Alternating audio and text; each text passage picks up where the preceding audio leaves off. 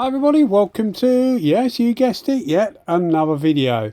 So today we're having a little look, we're doing one of our little comparison videos. We're having a little look at the Porphis PHS135.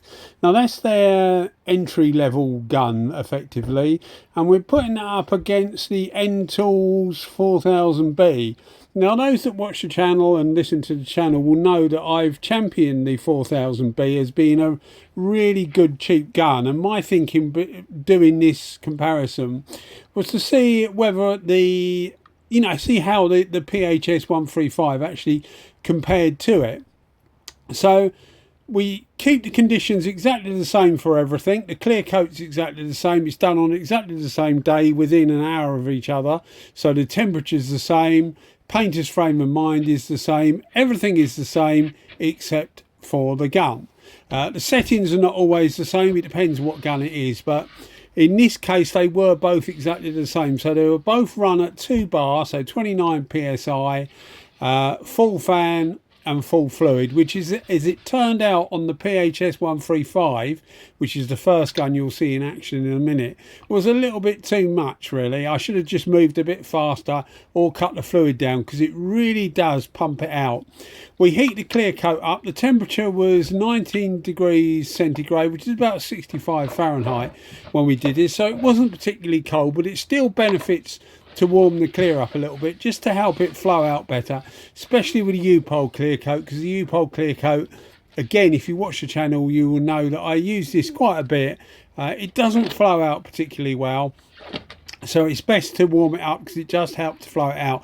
I'll put a link in the description so that you see what the effect actually warming the clear coat up has on the viscosity of the clear coat. You'll see me using a microwave, which isn't the thing to do. I'm sure it isn't the thing to do, but it has been very, very effective. I used to heat it up in hot water. I used to put the container in hot water, or you would put, if you had heating on at home or whatever, you would put it on the radiators the day before you were going to do something, just to get some heat in it. But I found that using a microwave is quick, easy and convenient, although as I say, it's not probably the thing to do. So my thinking, as I said at the start, the Porphis is actually more expensive than the Ntools 4000B. One of the things that a lot of people have said to me about the Ntools 4000B is that your one is a HVLP, or it's got RP on it, but whatever people want to say, they'll say it's a HVLP or it's a not an RP, or whatever people want to say. People seem to get different ideas about the same thing effectively, which is the same in life, I guess. So doesn't matter what it's got written on the side, whether it's got HVLP, whether it's got RP, or my one I think has RP new release or something written on it. I can't remember. You'll see it later on in the video, but I can't remember what it's got. But it's got something else written on it, but they are all the same. The colour's different. I've seen them in orange, I've seen them in blue. Obviously this one, well, I say obviously, this one actually is in black when you see it on the second half of the video. I've also seen them in sort of like a gold colour, but they're all the same. If it says HVLP on it, the Chinese, particularly the cheaper Chinese mass-produced guns, often have different designations, although the gun is exactly the same. The GTI Pro Light copies that you get, I've done a few videos on that. I'll try and remember to put links in the description again on that.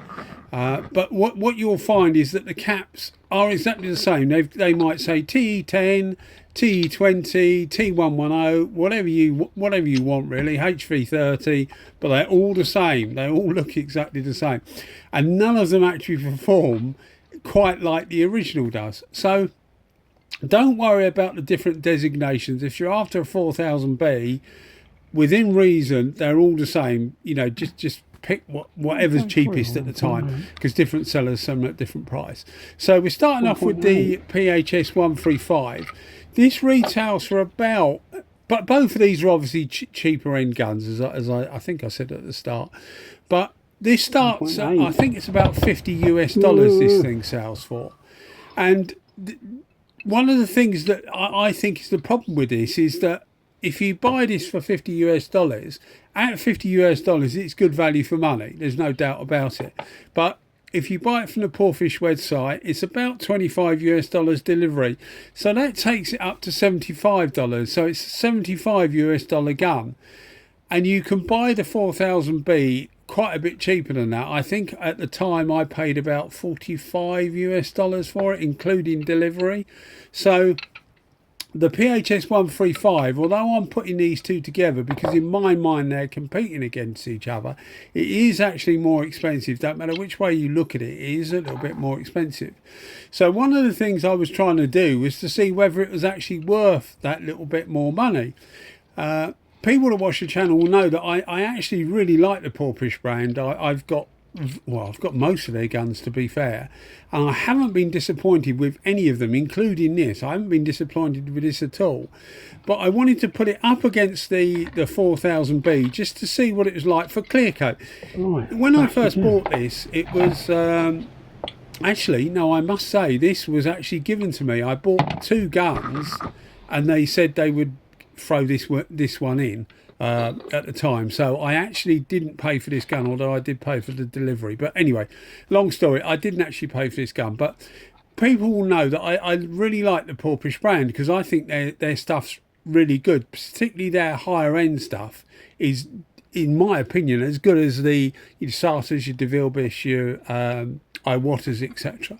So for me, it's good to get something like this and to see how well it actually works. Now the cap is a brass cap, so it's the equivalent quality as far as manufacturing wise and materials used are concerned as the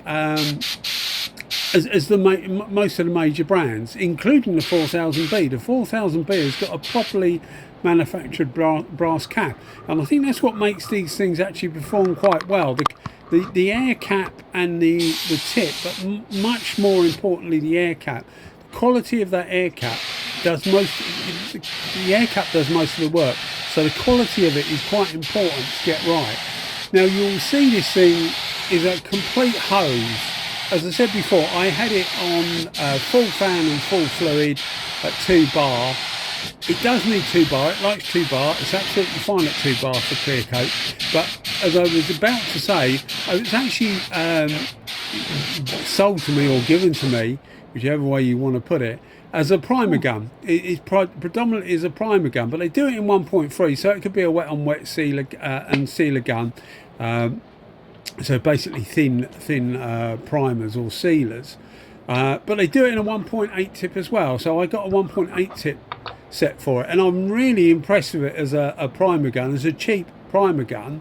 I think it's actually a really good gun. The quality of the body isn't as good as the PRD range, simply because it's a cast body and it's effectively painted. So where you're putting the cap on and off and things like that, the paint starts to come away, so you just see the aluminium body. Whereas with the more professional range and a lot of the better quality guns from other manufacturers, they're actually anodized, so it's effectively etched into the metal. So it lasts much longer, but you wouldn't expect it for the sort of money that you're paying for these. The Ntools is the same. It's effectively coated rather than impregnated as you do with anodizing. But what I've found with this gun is that it's extremely fast, puts out a lot of food, which is good as a primer gun. You can obviously back it off, but you will see at the end of this run when I point out a run to you, and then when you look at the 2 panels, we normally put the 2 panels together at the end to see if we can see a difference, and you'll see a run on it. I didn't get a run on the 4000B, but because I was using the 4000B second, you tend to learn by your mistakes, because the 4000B is a fast gun as well. One thing I'll say about this, the PHS135, is that it uses less air than the 4000B. Not by a lot, probably about 10-15%, but it is actually noticeable. So if you've got a smaller compressor, it might be worth thinking about. But in all honesty, I think it's only really worth thinking about if you're buying another Porphis gun, because then you get the shipping. It's 25 US dollars. As far as I know, they have offers and things on where you get free shipping. So at 50 US dollars, it actually be a good buy. But if you're going to pay the $25 for shipping, I think you're better off buying this when you buy something else. So if you bought another one of their better quality guns, and bought this as a primer gun or a secondary gun or whatever you wanted to buy it, or just see what it was like, you only get one shipping charge, so then it doesn't become so expensive. So I think comparing the PHS135 and the Ntools 4000B like for like, the 4000B is better value because of that shipping fee. But actually forgetting the price, which I know is not a stupid thing to do, but is relevant to people. But comparing them like for like, you actually get a very, very similar gun. I think the PHS135 feels a bit better in my hand, but I've got quite big hands, although neither feel uncomfortable at all. But I think the PHS actually performs as well as the 4000B. It's slightly better, maybe, but I mean it's microscopic amounts, but it certainly performs as well. You just got to bear in mind it is really fiery. So if you don't like a fast gun, back that fluid off, keep the pressure up and back the fluid off a bit so that it gives you a bit more time to think about what you're doing, because it really does pump it out. But if you want a fast, cheap gun that doesn't use loads of air, it's a good gun to use. You can get spare parts for them, which is something that a lot of people have asked me about the 4000B. They're a little bit hesitant to spend money on a 4000B if you can't get spare parts for it. What I would say to that is that because you're not spending a lot of money, you're talking about probably 40 US dollars. Well, a pack of seals for a SATA would cost you about 40 US dollars. And that's just the seals for the tip. So, where do you stop? I suppose when you're making things so cheap, there has to come a time when they're effectively throw away, which I know is not the way the world should be going, but it is a sad case that it is how it is. It is how it is. If you're trying to buy a spare part and the spare part's 40 US dollars, and the gun costs you 40 US dollars, you can buy a new gun, aren't you? It's as simple as that. And to be fair, it's not just the cheaper guns as well. A lot of the higher end guns you get, like the Vilbis, for example, they have an air valve on their guns, on their Pro Lights, not the GTI Pro Light, the GTI Pro, not the GTI Pro Light, and it has a separate air valve. On the GTI Pro Light or Techno Pro Light, it's actually all in one, but it has a separate air valve, and that thing on its own over here is about 100 GB pounds, which is about 125, 130 US dollars at the moment. Really expensive for spare parts. So it doesn't take a lot to go wrong. Say your cap's getting a bit old, and you need a new air valve because that's leaking, and your tip's a bit worn. It's the price of a new gun virtually, because the caps are about 100. To buy them straight off, you might get something cheaper on eBay, which is what I normally do, wait for. But if you can't find something that you want and you want it at a time, a TE20 cap or something is about 150 quid, 150 GB pounds. So 150 plus your £100 for the valve. A tip is probably about 70, 80 quid. You're starting to get up to the same sort of money for a new gun. So it's not just the cheaper Chinese guns that you can get a problem. But I know with the Porphis you can actually get spare parts for it if you need to. It might not be worth repairing. If you drop it and break a handle or whatever, it might not be worth repairing. But the ability to get them is there. You can have that in the back of your head. Whereas with the Ntools, it isn't. But one thing that I do always think when I use these guns, this gun, the PHS135 and the 4000B, picking those out above most of the others really, because they are cheap and they do perform really well, is how you can actually get quite a good performing gun. It might not last you a lifetime, in fact it probably won't, but you can get a very good performing gun for relatively little money. So you don't have to be someone stupid like me that, you know, buys every gun under the sun because he's obviously got a problem somewhere, you know. You can actually just buy a cheap gun and do some reasonable work, whether it be at home or whatever. And I say that, you know, people obviously maybe will use these in the industrial field, small workshops and things like that. But most of the lower priced guns, and I'm talking like sub 100 US dollars, sub 75 US dollars, that sort of thing, most of those will be used by people that want to do a job at home. You know, they've bought a car and they've got to do, I don't know, a couple of wings to it, tart them up and get it looking better, and they have this little project in their head. They, you know, have this little project that they're going to do, and they don't want to spend a fortune on a gun. They've got a couple of kids, they've got to go to school, they've got to feed them, etc, etc. So you don't want to spend a lot of money, and guns like this really have a place for not just people that are in countries where they're not as fortunate and, you know, they haven't got as much money to spend on these things, but even in more affluent countries like, you know, like the UK, Europe, US, Australia, etc. Even though, you know, you have a reasonable amount of disposable income, you might not want to spend that much money on a spray gun. So they definitely do have a place. And I know I get a bit of stick from some people sometimes about showing these cheap guns, but I do think there is a place for it, and I actually quite enjoy using them because they can sometimes let you down. Not these ones, and not in general, but sometimes you get a gun and you've paid, I don't know, 40-50 US dollars for it, and you're really disappointed. It doesn't happen too often, but you're really disappointed. So you're not guaranteed to get something that's good, but that's the whole idea of people like me and other people doing videos, trying these cheaper guns, and they can, you know, you can watch a few videos, you can invest a day looking at videos and save yourself quite a lot of money buying 3 or 4 spray guns that aren't particularly good.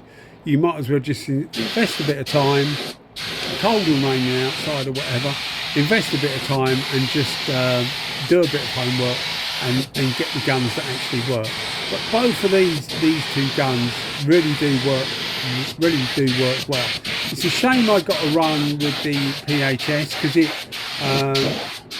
don't think it's the gun's fault. It's obviously my fault, but it is an extremely fast gun. And as I said before, because of the lower air consumption, it may be worth thinking about, but only if you're buying it as part of a package, I think, rather than spending the extra money on the postage.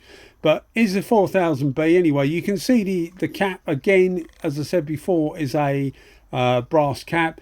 Build quality wise, if I had to give it to either, I think I'd give it to the 4000B. I think it's slightly better made, although it's, you know, extremely close. We're really splitting hairs here, but you can't argue with the finish on either of these.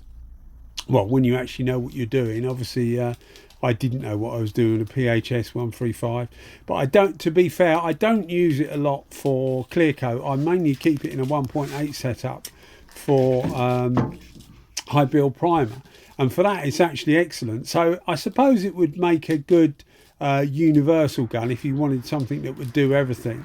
But you can get the 4000B in a 1.8 as well, apparently.